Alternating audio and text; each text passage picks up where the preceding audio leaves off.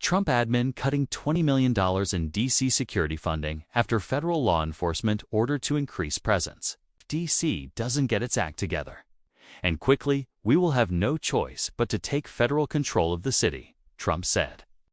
The Trump administration plans to cut millions in security funding for Washington, D.C., despite the president also directing federal law enforcement to increase its presence in the city because of its totally out-of-control crime. In a grant notice posted last week, the Federal Emergency Management Agency, FEMA, said that D.C.'s Urban Security Fund would receive $25.2 million, a 44% year-over-year reduction. The Department of Homeland Security, which oversees FEMA, said on Friday it slashed funds to multiple cities to be consistent with the current threat landscape.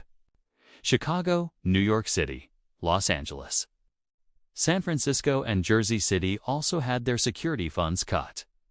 But the decrease in D.C. was the largest for any urban area that received funding from the program last fiscal year.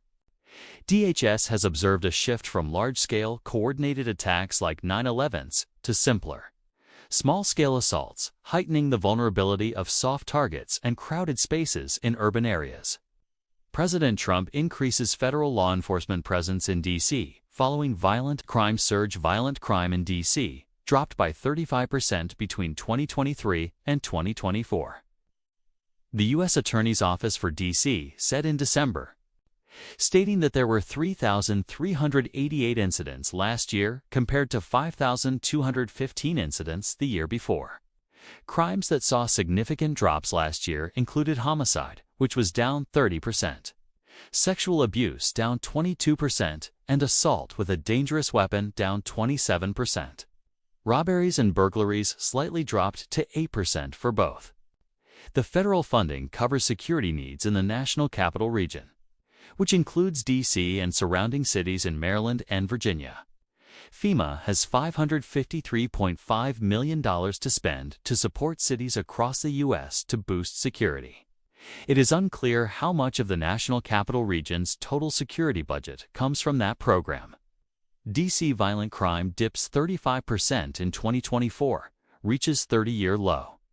U.S. Attorney.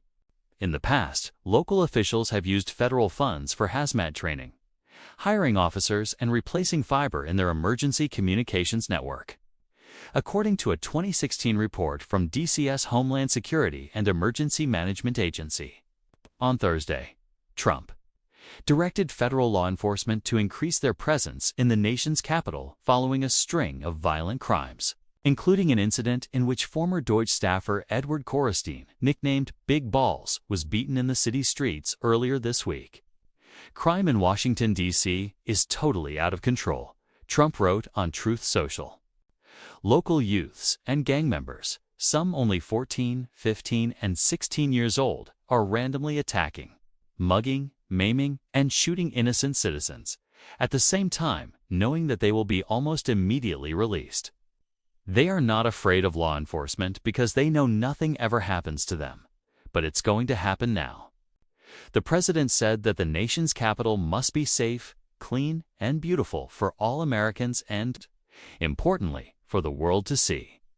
If D.C. doesn't get its act together, and quickly, we will have no choice but to take federal control of the city, and run this city how it should be run, and put criminals on notice that they're not going to get away with it anymore, he continued.